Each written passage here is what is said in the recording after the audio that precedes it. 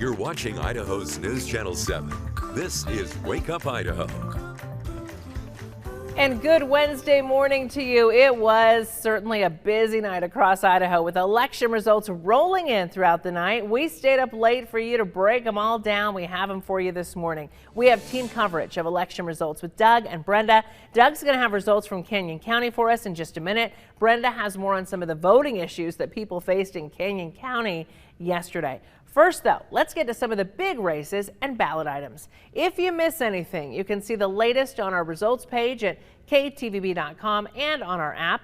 Here's a look at that results page right now so you know what it looks like. I'll start in Idaho's capital city this morning, where the ballot looked a lot different this year. For the first time, voters in Boise did not vote for city council members at large, but rather by geographic district. Here's a look at the 6 districts in Boise and the areas they cover, so you have an idea of what we're talking about here. This is a map from the city of Boise's website. The change to districts was mandated by a new state law that requires cities with more than 100,000 people elect council members by geographic district. City council seats in districts 1, 3, and 5 were on the ballot yesterday. So let's go ahead and start in District 1, where Lucy Willits in red won with 56% of the vote, beating out 2 other candidates. In District 3, incumbent Lisa Sanchez held her ground with 57% of the vote. And in District 5, current City Council member Holly Woodings won with 49%. Another big item on the ballot in Boise, the city's water renewal system. Let's talk about that and how to pay for updates to it. The Boise City Sewer District bond passed with 81% of the vote. And here's what that means. About a year ago, the Boise City Council approved improvements to the city's system that included upgrading aging pipes and water treatment facilities, also building another facility to keep up with customer demand. A no vote would have rejected financing for the bond, resulting in sharper upfront sewer rate increases, more money out of your pocket.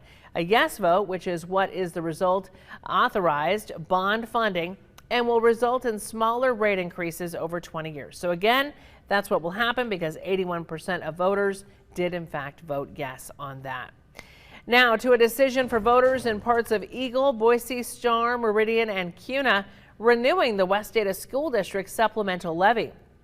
We do not have official results for this just yet. But as of right now, Ada County's elections website has nearly 52% of voters in favor of the levy and 48% against. Now, this is a $14 million replacement levy for the next 2 years. The levy has been in place since 2011, and voters have renewed it every 2 years. The money is used to help pay salaries and pay for basic district operations. If approved, the district says the tax per $100,000 of home value is expected to slightly decrease from the current levy. Again, no official results on this one just yet. Now, those were some of the big races in Ada County. Coming up throughout the morning, we'll take a look at some of the smaller ones for you too. First, though, let's get to Doug. He has some of the big races in Canyon County. Quite a night there. Yeah, voters in both Caldwell and Nampa voted on their next mayor yesterday, but voters in Caldwell will have to do that again because no winner has been called. We do know there will be change coming to Caldwell because longtime mayor Garrett Nancolis did not seek re-election. He's been mayor there for 24 years. Here's a look at the candidates who want to fill his shoes. Jorge Arancevilla, Nicole Highland, John McGee, Chris Trackle, and Jerem Wagoner. Wagoner had the most votes with 47%, but that's not enough to seal the deal, and here's why. For mayoral and city council races, candidates have to get a 50% plus one majority of the votes. And although Wagoner had the most votes at 47%, he still didn't get to that 50 plus one mark. This means there will be a runoff election here. Now, the same goes for Caldwell City Council races. In races for all 3 seats, not one of the candidates in either of seat 1, 2, or 3 got 50%. For Council Seat 1, Brad Doty got 32% as the highest vote getter there. In Council Seat 2, Chuck Static got 32%. And in Caldwell Council Seat 3, Diana Register got 36%. So again, no candidate got a 50% plus one majority, so there will be a runoff election in each. We'll have more on those when we hear official information. Moving to Nampa now, where we do have results. Mayor Debbie Kling will stay in office after getting 90% of the vote. This is Kling's first re-election bid. She was first elected mayor of Nampa back in 2018, Maggie. All right, thank you so much, Doug. We'll continue to update you on the latest regarding those runoff races in Canyon County. And staying in Canyon County, we're going to go to Brenda right now. She has more on how the election day went there. There were some issues, Brenda. Right. So along with some big races last night, it came some issues with ballots and wait times. Canyon County Election Office saw a 16% overall voter turnout, and the number doesn't sound very high, right? But last night, we saw lines wrapping around the parking lots and buildings. There was a total of 15 precincts, and 4 of them had lines out the door all day long, with an important race on the ballot, electing a new mayor in Caldwell. Also adding pressure to the long lines were hardware issues, causing them to slow down. Hardware issues this morning at 3 locations, which slowed us down. We tried to get that rectified as soon as possible. As soon as we found out, we got people headed out to get replacement machines out there. So, and again, the people were very good about that. They were understanding, and so it worked out. The machines are called the controllers, which give voters an access code to access the correct ballot. The issues with those impacted about 33 people last night, and as of last night, they only counted 5 ballots that were incorrect. Now, results were delayed because of some of these issues. And another reason we saw long lines was because of schools and churches that normally host were not allowed to do that this year. And to help speed up that process, they did add curbside voting. Doug, Maggie. All right. Thanks, Brenda. We're going to have more results in just a minute. First, though, we should check in with Larry and take a look at what's happening with the weather out there. Looks like it's going to be pretty nice today again, huh, Larry? You know, it is. It's going to be another nice day. We're going to actually have a little bit of some sunshine, kind of mixing in with some of the higher clouds, of course, but mostly sunny skies. Still pretty warm. Fairly close to what we were yesterday. In fact, yesterday at this time, we were 47 degrees. We had cooled down. We haven't cooled down any at all this morning. Still looking pretty mild, though. Some cold temperatures, of course, in the higher elevations. A little bit of wind. It's going to give us wind chill factors. It'll make things feel colder to you, but of course temperatures are going to be warming throughout the day today, and they're going to be looking above normal for daytime highs today. In fact, we're going to be moving up as much. The last couple of days we've been about 5 to 7 degrees above normal. Today, well, that normal is at 55. We go by that by noontime. Then we're going to be into the 60s for today, and in fact we're looking for a high today that'll be about 64 degrees. Maggie, Doug?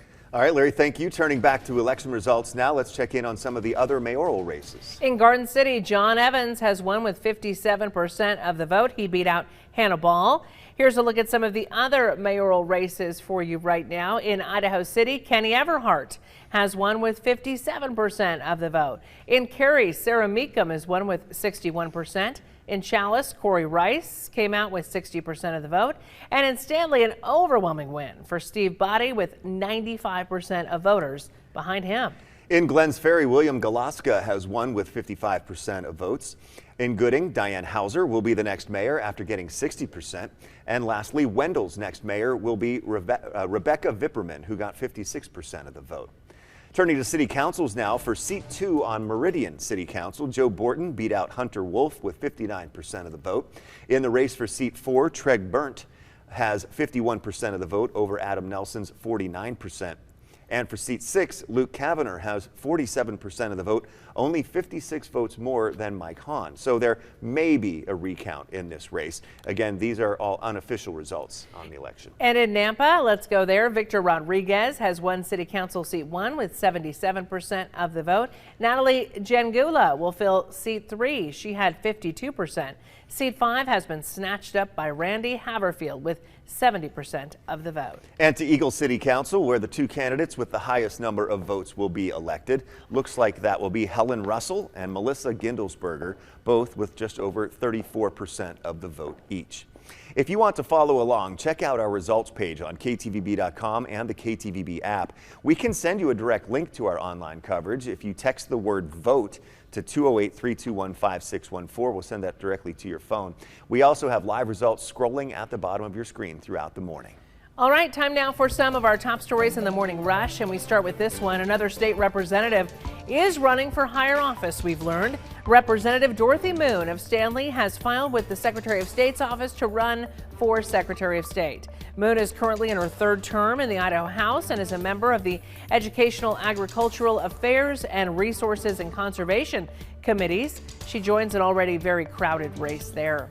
The State Board of Education unanimously decided to join a lawsuit filed by the state of Georgia against President Biden's executive order and vaccine mandate that will require all federal contractors to be vaccinated. This is the same lawsuit Governor Little joined last week. Now, the state board says they are giving colleges and universities the okay to comply with the order if they so choose. By not complying, the schools would risk losing $90 million in federal research contracts and agreements, so they are leaving it up to each university. Democrats have announced they've sealed a deal to lower pharmaceutical drug costs for seniors as part of the spending plan. That move would limit out-of-pocket Medicare costs to $2,000 and lower insulin prices too. That's according to Senate Majority Leader Chuck Schumer. House Speaker Nancy Pelosi says a vote on the bill could happen as early as tomorrow. And in Virginia, the governor's race, a stunning blow to Democrats there. Businessman Glenn Youngkin is projected to become the first Republican governor elected in that state in 12 years. He defeats former Democratic Governor Terry McAuliffe, who tried to tie his opponent to former President Donald Trump. Right now it's 6:10 and it is 47 degrees out there as you leave the house. Larry, how are things looking for the rest of the day? Actually, not bad. We're going to be seeing some sunshine. We're going to see some temperatures be quite a bit above normal, almost 10 degrees above normal. But yeah, it's cool for this morning, and we do have a little bit higher humidity. So even with just a little bit of wind, about 8 miles per hour in that humidity, you're going to notice that. So make sure that you're dressed warmly before you head out the door. Same thing for the children. Pressure's falling a little bit. Here's your live storm tracker 7000. Now, we don't see very much. We do have some of those higher clouds. Now, some of those higher clouds are kind of moving down a little bit in the form of fog, because fog is just a cloud that's in contact with the Earth's surface. So that's what's happening out there. So in some spots, but mostly visibility is still pretty good around much of the area. So some of the higher elevations, mountain passes, you might see some there. Watch for that as you're going to be traveling around. But most of this moisture is still moving around the area because of some high pressure. Now, the high pressure is not that strong and is moving down, even as of this morning, because a cold front is coming in. That's this next system is coming in. And while it doesn't look necessarily all that impressive, because it's not, it is going to produce some showers because that high pressure is not very strong. So as it moves out, we're going to kind of catch the edge of this at first. So in other words, there's going to be more moisture, more likely in Oregon, and of course the western and some of the west central mountain areas. We'll see it there more. A 7 first alert futurecast is going to help explain that. You'll see a few clouds at times, clears. Here comes tomorrow morning. Now we're pausing here. We'll see the showers. You see what I mean? We don't see very much that's really moving through the area initially. In the middle of the day, it does kind of move through eventually. A little bit comes through the Magic Valley, about a 60% chance everywhere, but not very much moisture. Next system, that one's going to be stronger as that one comes in, but that's really going to be the one that comes in on Tuesday of next week. So if we take a look ahead, what we're looking at today is going to be mostly sunny skies, upper 50s for daytime highs today, and mostly sunny skies. So we're talking almost 5 to 10 degrees above normal for today. For the central mountains, pretty much the same thing. Puts us into the 50s. We shouldn't be there. You know, 55 at Stanley, 55 is the normal daytime high for Boise. So we're quite warm for the higher elevations too. 55 for Donnelly today and almost 70 degrees at Riggins. Now we will have mostly sunny skies into the 60s for today. Also we'll have some sunshine and temperatures into that mid-60 range for the upper Treasure Valley. Your 7 first alert 7-day forecast. Well, there's where we'll see some of those showers again for tomorrow, but then that cools us down to the 50s. But look what happens on Tuesday. Now we're talking about snow coming in at 6,000 feet. That means some of the ski areas will pick that up. Well, check this out as some of the fog lifted yesterday. Mike Iwanowski captured a great little shot out there as the fog was moving out of the valley. So it looks like it's just like rolling. Yeah. That's pretty. All right, shot. thank you, Mike. After the break, we dive deeper into information surrounding the suspected shooter in the Boise Mall shooting. We have a look at his history here in Boise coming your way. And later, getting kids vaccinated. The CDC's top official is signing off to get the COVID-19 vaccine out to kids ages 5 through 11. We'll have a lot more on that coming your way.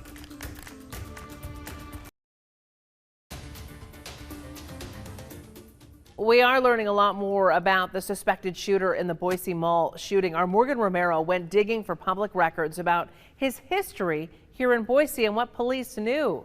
Here's what she found in this 7 Investigates. In the aftermath of the Boise Town Square Mall shooting last Monday, Boise police said the suspected shooter, Jacob Bergquist, was known to police and mall security. We learned Idaho State Police also interacted with him at the Capitol, where he claimed he was a convicted felon out of Illinois who was allowed to own guns in Idaho. 7 Investigates filed a public records request with Boise police to find out about any previous interactions officers had with him. We got these documents back Tuesday. They're police reports outlining multiple times law enforcement saw or interacted with Bergquist when he was armed. On April 27th of this year, Boise police officer Christopher Zimmer says he was patrolling downtown when he saw Bergquist with a shaved head and shirt saying YouTube Guns and Rodents with a gun on his hip at the crosswalk. Zimmer said Bergquist looked at him, then jaywalked. He wrote in the police report, quote, "The jaywalking violation in front of me made me suspicious. He was trying to elicit contact in order to have a confrontation with me." Zimmer says he looked up the YouTube channel and found videos of Bergquist admitting he was a convicted felon, shooting guns, and advocating for felons to have firearms. Zimmer said Bergquist's videos show he was racist toward Hispanics. Zimmer said in his police report he warned other officers about Bergquist being racist and disliking law enforcement. In another report, days later, Officer Zach Powell says he saw Bergquist carrying a gun downtown. Then when he was off duty May 2nd, he noticed Bergquist standing outside the Jacksons on Bogus Basin and Hill Roads, again armed with a handgun. Powell also looked into his YouTube channel and found the same thing Zimmer did. Both officers were so concerned a felon was armed, they requested the Ada County Prosecutor's Office and ATF review the case to figure out whether Bergquist was breaking any state or federal laws.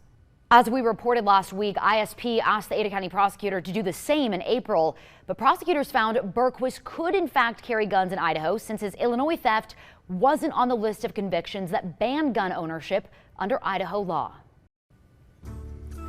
And new this morning, police arrested a Spokane man after they say they found a body in the trunk of his abandoned car.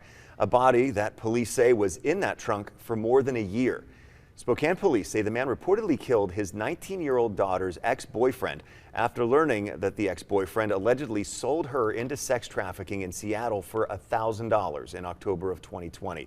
Police say after rescuing his daughter, the man confronted the ex-boyfriend, tied him up, put him in the trunk of his car before hitting him in the head with cinder blocks and stabbing him repeatedly, then abandoned the car. According to police, the car was there for a year before a third party moved it and then discovered the body. The man was charged with first-degree murder. Police say he has no prior criminal history. Also continuing coverage this morning, the jury heard the closing arguments in Steve Panke's murder trial yesterday and will continue deliberations today. Panke once ran for governor here in Idaho. He's accused of kidnapping and killing 12-year-old Jonelle Matthews almost 40 years ago in Colorado. Panke's attorney says the evidence against him is circumstantial and that Panke is paranoid and thinks law enforcement is out to get him. The jury did not reach a verdict yesterday. Again, they will continue their deliberations today.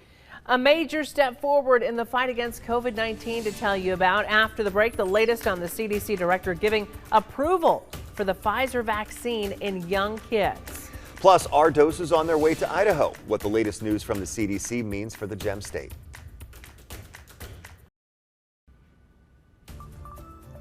This morning, the wait is over. A COVID vaccine for kids is now rolling out across the country. The CDC recommending the Pfizer vaccine for ages 5 to 11, with the director of the organization signing off on this overnight. That announcement came just hours after an advisory panel voted unanimously to give the shot to kids 5 to 11.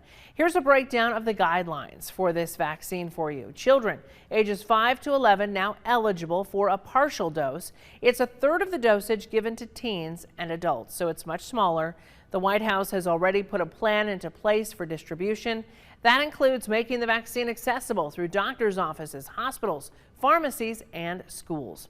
Some of those doses are on their way to Idaho right now. State health officials say this could really help alleviate some of the stress on our state's healthcare system.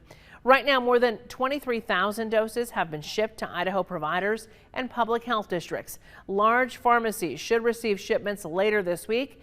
Idaho Immunization Program Manager Sarah Lead says appointments will be available later this week or next week at the latest, and that all of Idaho pediatricians will receive doses no later than next Monday. Right now, roughly 7% of the COVID-19 cases reported each week during October were among children between the ages of 5 and 11. This is a significant step forward in our ability to prevent COVID-19 illness in children. We do have a lot more information on where you or your child can receive the vaccine or a booster shot on our website at KTVB.com, plus a lot of other helpful information for parents who have questions. Doug? Well, Maggie, staying with the vaccine and vaccinations, 55.2% of eligible Idahoans 12 and older are now vaccinated. And more than 118,000 Idahoans have gotten a booster or additional shot. When it comes to cases, the state reported another 924 yesterday, along with 6 more deaths. The encouraging news, our 14-day average of cases per day is dropping as cases slowly decrease. 6:24 is now your time on this Wednesday morning. They've helped welcome hundreds of refugees into the Magic and Treasure Valleys. Later this morning, we're going to hear about how you can help this local organization when it comes to their mission. First, though, Larry has your weather forecast up next. Looks like today's going to be pretty nice, but is more rain heading our way? From News Channel 7, time for 7 First Alert Weather. Welcome back. Once again, we are looking at kind of mild conditions over much of the country, but there is some very strong storms in the Midwest southern portion, and that's right around out of the areas of Oklahoma, especially through Arkansas, crossing the Mississippi River into Tennessee and Mississippi today, and even moving out of East Texas. These are strong showers. They're going to be producing some very strong amounts of rain through these areas. If you're flying that direction or heading that way, certainly some bumps, possible delays along the way. Mild here. We do have a little bit of high clouds. We have some reports of some fog in some areas this morning, but not that much, and most of that's going to be gone by mid-morning. After this now, we're going to be looking at, again, some more clouds and some showers coming through for tomorrow. Tomorrow's the day, 60% chance of seeing that, but you may have noticed that a lot of it transfers around to the north and then kind of moves off to the south. The next system is actually going to move around us as well, but then the one after that, coming on Tuesday, that's the one that's going to be making a big difference. Quite a bit more showers and cooler temperatures. I'll show you that in a moment. Temperatures right now will be pretty mild for the Magic Valley. Upper 50s, low 60s. In fact, most areas will be anywhere from 5 to 10 degrees above normal. As an example, 55 is the normal daytime high for Boise, not Stanley. It's also not the normal daytime high for Donnelly either. So these higher elevations are definitely seeing some warmer temperatures. Some of the mountain valleys are going to be warm, like Riggins at 69. We'll be in the 60s for the lower Treasure Valley. Also will be in the 60s today. Instead of the mid 50s, we should be at 55, 64 for today, 9 degrees above. Your 7 First Alert 7-day forecast. Well, that's where we'll see those temperatures cool a bit tomorrow. Into the 50s then through the weekend. The next system on Tuesday takes us down to where we'll see snow all the way down to 6,000 feet. Stick around. Maggie and Doug will be right back. More news coming right up. You're watching Idaho's News Channel 7. This is Wake Up Idaho. And welcome back on this day after Election Day. Let's start by taking a look at the results of some of yesterday's big races. We're going to start in Boise, where the ballot looked a lot different this year because for the first time, voters in Boise did not vote for city council members at large, but rather by geographic district. Here's a look at the 6 districts in Boise and the areas they cover. This is a map from the City of Boise's website. The change to districts was mandated by a new state law that requires cities with more than 100,000 people to elect council members by geographic district. City council seats in districts 1, 3, and 5 were on the ballot yesterday. Let's start in District 1, where Lucy Willits won with 56% of the vote. In District 3, incumbent Lisa Sanchez held her ground with 57% of the vote. And then in District 5, current City Council member Holly Woodings won with 49% of the vote. Now, another big item on the ballot in Boise is the city's water renewal system and how to pay for its updates. The Boise City Sewer District bond passed with 81% of the vote. That means that projects already approved for the city's water treatment system will be paid for through a bond. A no vote would have rejected financing for the bond, resulting in sharper upfront sewer rate increases for customers. A yes vote, though, which is the result, authorized bond funding and will result in smaller rate increases over 20 years. Again, that is what will happen because 81% of voters voted yes. Now to a decision for voters in parts of Eagle, Boise Star, Meridian, and Kuna, renewing the West Ada School District supplemental levy. What we know right now is that we do not have official results for this just yet, but as of right now, Ada County's elections website has nearly 52% of voters in favor of the levy and 48% against. Moving to Canyon County now, voters in both Caldwell and Nampa voted on their next mayor yesterday, but voters in Caldwell will have to do it all over again because no winner has been called. Change will be coming, though, because longtime Mayor Garrett Nancolis did not seek re-election. Here's a look at the candidates that want to fill his shoes. Jorge Arancevilla, Nicole Highland, John McGee, Chris Chris Trackle and Jerem Wagoner. Wagoner had the most votes with 47%, but that's not enough to seal the deal. That's because candidates have to get a 50% plus one majority of the votes, so there will be a runoff election. And the same goes for all Caldwell City Council races because no candidate's got a 50% plus one majority there, so there will be a runoff election in each of those two. Moving to Nampa, where we do have results. Mayor Debbie Kling will stay in office after getting 90% of the vote. Live election results are scrolling at the bottom of your screen. You can always check out our results page on KTVB.com and on the KTVB app for the latest. Also, get a direct link to that by texting the word VOTE to 208-321-5614. We'll send it right to your phone. Okay, it is 6:34, 47 degrees. We're going to take a look, see how things are shaping up on our roadways this morning before you head out for work and school. Things are really looking good right now. Even the on-ramps are moving well. So let's get to Larry with more on the weather. Well, everything got a chance to dry out yesterday, too, and we didn't have any additional showers, and we won't until tomorrow, but we do expect more showers. We're still kind of mild and cool temperatures, same temperature we had as yesterday at this time, 47 degrees. We have some light winds out there, makes things feel a little bit cooler. We also have extra humidity, which is you'll be noticeable if any of those winds kind of hit you. You kind of feel that bite into you, but temperatures will be warming. Now, we're going to go up through the 40s, 50s. Now, keep in mind, 55 is normal. That's right about here at about 11:30. Where we're going past that, we're going to go into the 60s. In fact, our daytime high today is going to be up around 64 degrees in the Boise area, which is about 9 degrees above normal. But we also see some changes coming. It's going to be showers likely tomorrow, and that's going to cool us down through the weekend, and then even more showers and cool down next week. Details in a moment. Doug? Thank you, Larry. Idaho has welcomed thousands of refugees over the last several decades. KA Health Services, along with other refugee resettlement agencies, have worked with many of them in the Magic and Treasure Valleys. The Health Service Agency has helped nearly 500 refugees and immigrants since 2017. Brenda Rodriguez has more on exactly what they do. Yes, so KA Health offers counseling, crisis services, case management, and more to Idaho refugee and immigrant communities. They hosted a fundraiser yesterday at their office in Boise. The KA Fall Harvest fundraising event was created to help Idaho's refugee resettlement agencies raise money for the Refugee Resource Fund. The funds raised will go towards assisting refugee services agencies with housing, basic needs, and transportation. Community Partnership Coordinator Travis Thompson says the event was created to help spread advocacy and awareness as well as raise money. The Agency for New Americans International Rescue Committee and College of Southern Idaho's Refugee Center will help distribute this money to refugees in the Magic and Treasure Valleys. Since 2017, it's about a 500 cumulative that we've that we've assisted. And then 200 to 250 consistent clients we have right now between Boise and Twin Falls. And so, so we realistically, once resettlement agencies receive individuals, they will need mental health services. And that's where agencies like ours comes in, that we can help with case management, peer support, therapy, whatever it might be to help the individual. IRC and Agency for New Americans both spoke at the event. Thompson says about 90% of their staff members are also refugees who also spoke about their own personal experiences at the event. Now, they are still accepting donations on their website. Doug, Maggie, many people were voting yesterday and might have missed this event. So if you missed the event, don't worry. We'll have a link to this information on our website and future events at KTVB.com. Just in case you'd like to donate right now. Yes, do it that way. All right. You can do it. Brenda, thank you. Time now, sir, for some more of our top stories in the morning rush.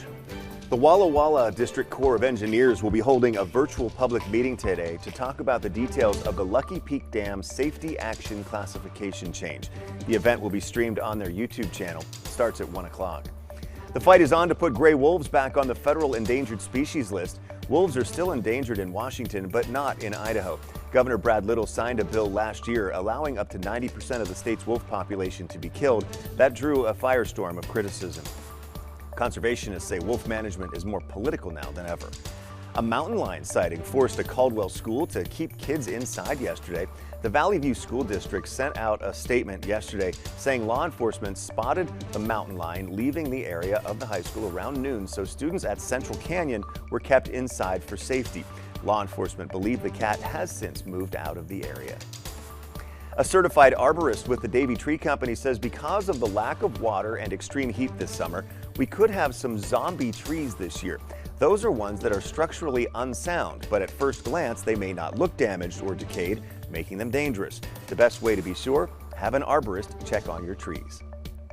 And new this morning, a look at a brand new mural in Meridian. Here's a look at the unveiling ceremony yesterday. The new mural, created by local artist Ben Conkle, is at Meridian Cycles on Main Street. It was commissioned by the Meridian Arts Commission as part of their mural series. 2 more murals are still on the way.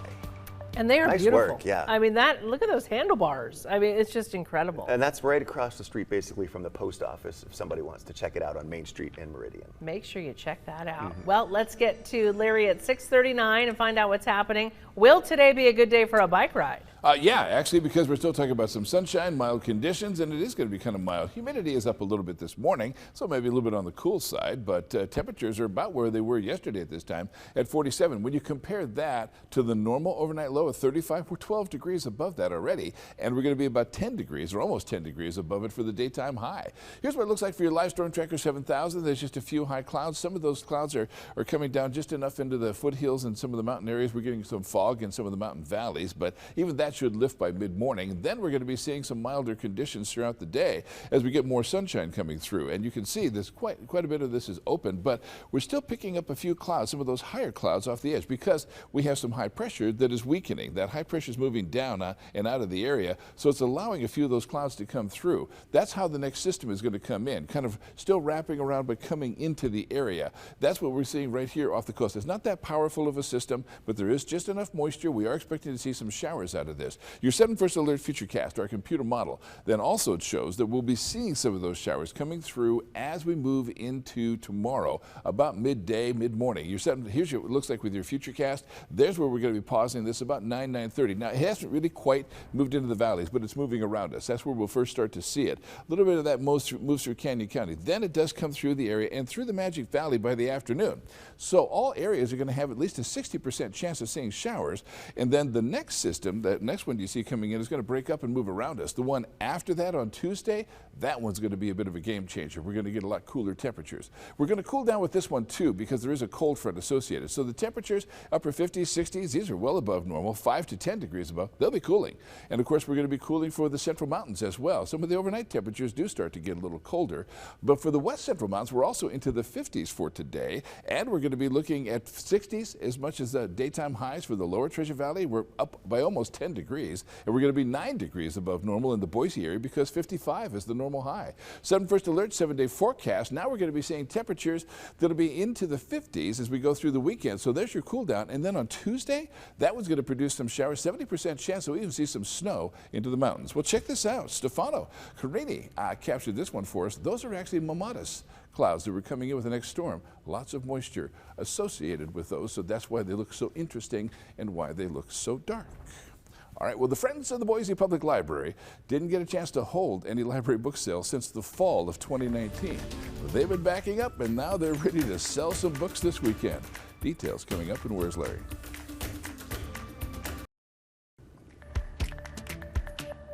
Checking on traffic now at 644, 4 different locations around the area. Fairly busy at I-84 at 10 Mile and also in Nampa in the lower right-hand corner there, but very few cars downtown Boise at Capitol and Myrtle.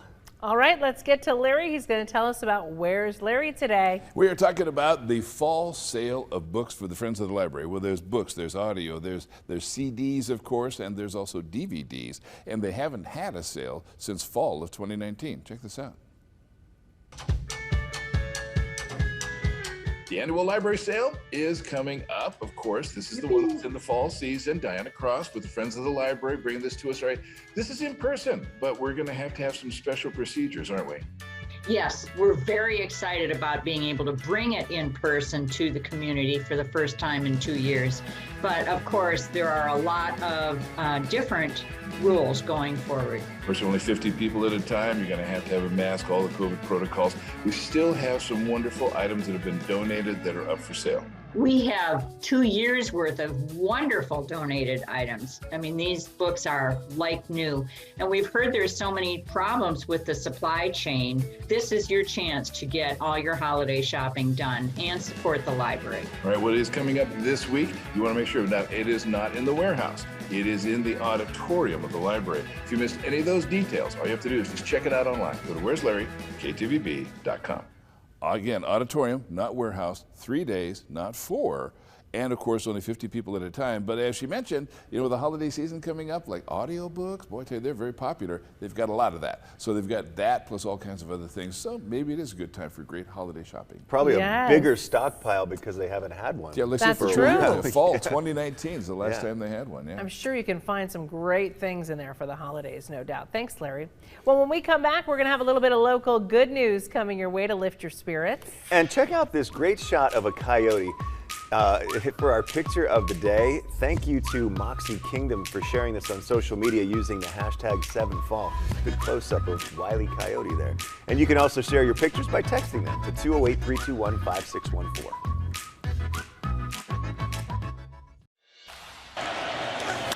Left side, Swanson to first. The Braves are world champions. The Atlanta Braves are this year's World Series champions. The team beat the Astros 7-0 in Game 6 to take home the trophy. This is Atlanta's first championship since 1995. A long wait, and the celebration shows just how excited they are. Yes, celebrating big, no doubt. Congratulations to all of you Braves fans out there who are pretty excited today. Right now it's 6:50, and we're going to check in with Larry. We're going to find out what's happening with our forecast for the day. How are things looking out there? You know, not bad. Actually, we've got some clearing, we've got some higher clouds, but for the most part, we're going to be seeing mostly sunny skies and warm temperatures. We're still staying pretty warm this morning. 47 degrees, 74% for the humidity. Some spots are reporting to us a little bit of some light fog, but most of that should be lifting by mid-morning. Also, we're going to be at a high of 64 degrees for today. Now, that's actually 9 degrees above normal. Your 7 First Alert 7-day forecast, that's where we're going to see a cool down. Tomorrow, we've got some showers coming through, 60% chance. A bigger cool down and more showers on Tuesday of next week. Maggie? Okay, Larry, thank you. Let's see what's happening with our traffic report right now, and things are looking good out there, moving smoothly. No big accidents or problems on the interstate. Time for a little bit of good news this morning. A local film and a labor of love for the Idahoans behind it is premiering this weekend. We wanted to let you know about this. Ken and Betty Rogers, who we've featured on the news several times. They live right here in the Treasure Valley. They brought us a Vietnam War documentary in 2014, and now they have a new film. It focuses on the wives of war vets who are living with PTSD and other injuries, women who have fought to keep their marriages and their families together over the years. Betty's husband, Ken, is a Vietnam War vet, so this is really important to them. They wanted to tell these stories. The film premieres virtually this Saturday at 5 o'clock our time. You can get your tickets online. There will be a special Q&A afterwards as well. The premiere is also a fundraiser for the Elizabeth Dole Foundation, which supports military caregivers. It's called I Married the War, and you can find a lot more information on this film and how special it is on my Facebook page right now. You can also click on the link there to buy tickets. Some Boise firefighters got to take part in 7-year-old Aiden's wish. Aiden had to fight a rare illness since he was just 6 months old. He's been free of that illness since 2019, and his wish from the Make-A-Wish Foundation was for a hot tub. So, since Aiden has been a firefighter for the last 3 Halloweens, Boise firefighters surprised him and unveiled his new hot tub in his backyard. He also got a special station hat, a tour of the engine, and helped put out a pretend fire. So it was quite a day for Aiden. Thank you to Boise Fire. Big hearts making this happen for this very special kid. And check out this giveaway today at River City Church in Boise. There will be food trucks and a semi-load of Clorox items. Also another semi-load of Wendy's French fries, all free, and distribution starts at 9 o'clock this morning. So take part in that if you can at River City Church. And this is the winning pumpkin from the Idaho State Police District 1 contest in Coeur d'Alene. More than 1,000 people voted over social media. And this pumpkin, decorated by 6-year-old Riker Hodel and his family, was the runaway winner. Isn't that fantastic? Riker's dad is a detective with ISP, and very good friends with this man, Sergeant Sean Lynn. Now, their family was decorating the pumpkin, and they realized, hey, it's looking like Sergeant Lynn. So they went for that theme, and they won, and Sergeant Lynn was a very good sport about it. It does look exactly like it's like a perfect likeness. It made me laugh so hard, and you know what? We need that kind of joy right about now. Stay with us. We're going to wrap up the election coverage that we have been following for you overnight. Also have a final look at your weather when we come back. Just a few minutes before 7 o'clock now on this Wednesday morning, and traffic is moving along pretty well on most areas here on the that we're seeing in these 4 locations. Fairly light traffic, actually, eastbound and westbound, and light traffic downtown Boise. Let's go to Larry. We're going to find out more about what we can expect today and what's going on. Now, we've had a little bit of clearing out there, so we're not seeing very many clouds. We have some higher clouds. There's some thin clouds, but not much out there. We got 46. We've cooled slightly. We were at 47. 76% for the humidity, and of course the pressure is falling a little bit. That means we could still pick up a few more of these high clouds, but mostly sunny skies for today. 64 degrees. That's 9 degrees above normal for this time of the year. Your 7-first alert, 7-day forecast. Well, that's where we're going to stay kind of warm, still above normal into tomorrow, but we do start to cool down. 55 is normal. The cold front's going to come through, bringing us cooler temperatures through the weekend. The next system that comes through on Tuesday is going to bring us more rain showers for the valley, but snow in the mountains, and this time it's going to come down around 6,000 to 5,500 feet, so maybe even some snow into the foothills. Well, Boise State is back in action, of course. They're in Fresno, California this weekend. It's going to be facing Fresno State. Now, the kickoff time is at 5 o'clock, and of course, it's going to be 4 o'clock in California. That's why it'll be 68 degrees at kickoff time. Watch the Bronco pregame at 4 o'clock on Channel 7.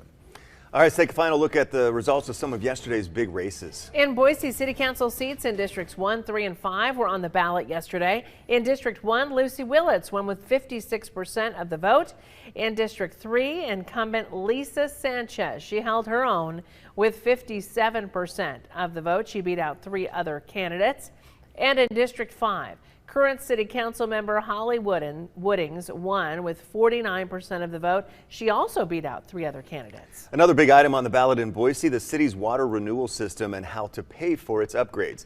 The Boise City Sewer District bond for $570 million passed with 81% of the vote. That means that projects already approved for the city's water treatment system will be paid for through that bond, which will result in smaller rate increases over time. And now to a decision for voters in parts of Eagle, Boise, Star, Meridian, and Kuna renewing the West Ada School District supplemental levy. The Ada County Elections website reports it passed with 52% of voters in favor of the levy.